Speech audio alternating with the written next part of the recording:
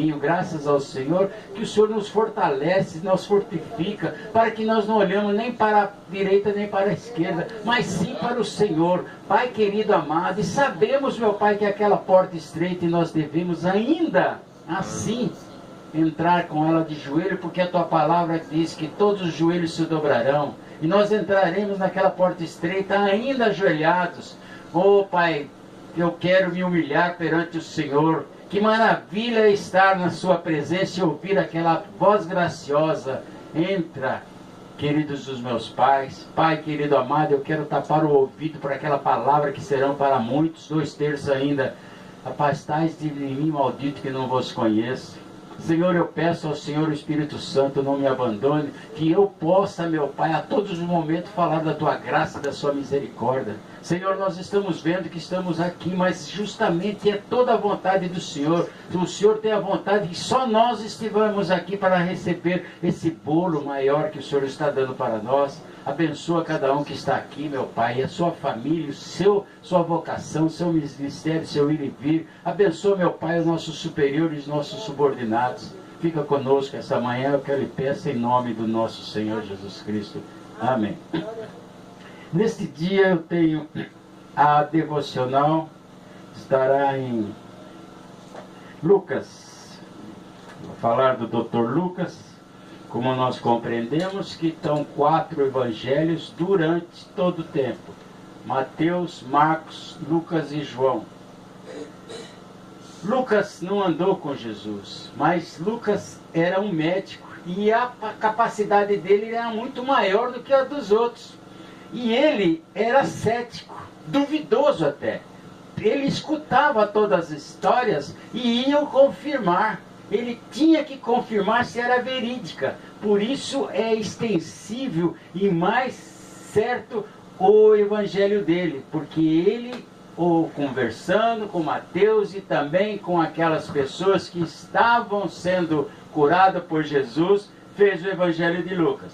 Então vamos dar uma olhada em Lucas capítulo 17, versículo 11 até o 19. Amém? E aconteceu que, indo ele a Jerusalém, passou pelo meio da Samaria e da Galileia. Entrando numa certa aldeia, saíram-lhe ao encontro 10 homens leprosos, os quais pararam de longe. E levantaram a voz, dizendo: Jesus, mestre, tem misericórdia de nós. E ele, vendo-os, disse-lhe: Ide e mostrai-vos ao sacerdote. E aconteceu que, indo eles, ficaram limpos. E um deles, vendo que estava são, voltou glorificando a Deus em alta voz, e caiu aos seus pés com o rosto em terra, dando-lhe graça, e este era samaritano. E respondendo-lhe Jesus, disse: Não foram 10 os limpos? E onde estão os 9? Não houve quem voltasse para dar glória a Deus, senão esse estrangeiro. E disse-lhe: Levanta-te e vai, a tua fé te salvou. Bem, são 9, 8 aqui, poderemos ver, Deus estava indo para Jerusalém, Jesus Cristo estava indo de Jerusalém para Samaria, e passou pela Samaria, que era da Galileia. Acontece que samaritanos não gostavam, era o inimigo número 1 dos israelitas, dos hebreus. E entrando numa certa aldeia, não se fala o nome da aldeia, e saíram ali 10 homens leprosos. Saíram, e vejam no que temos que começar a ver, como o próprio Lucas, o apóstolo Lucas, o qual, como investigador, ele viu, pararam de longe. Pararam de longe por quê? Porque eram leprosos.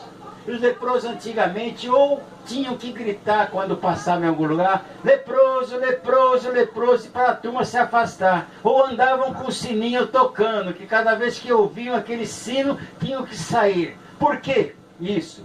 Porque eles não podiam ficar perto de ninguém. Porque era tão drástica essa doença que era uma enfermidade brava que transmitia fácil. E eles, se encostassem em alguém, eles poderiam ser apedrejados até a morte. devido a esse conhecimento, e Deus vendo-os, disse-lhe, ide mostrai o sacerdote. Na minha qualidade, se eu fosse um dos 10 leprosos, iria ter dúvida. Eu falo, mas Senhor, o Senhor é o que cura todo mundo, eu vim para o Senhor me curar. Agora o Senhor me manda daqui até o sacerdote. O sacerdote vai me matar. É morte, eu não posso encostar. Mas vejam o que é uma das coisas maravilhosas, primeiras coisas que Deus quer que nós façamos. Obediência. E esse povo, os 10 leprosos, ainda não discutiram e saíram com a fé, a obediência de ir até o sacerdote. Aconteça o que acontecer, eu creio que em nome do nosso Senhor Jesus Cristo eu vou chegar lá e Ele não vai me matar.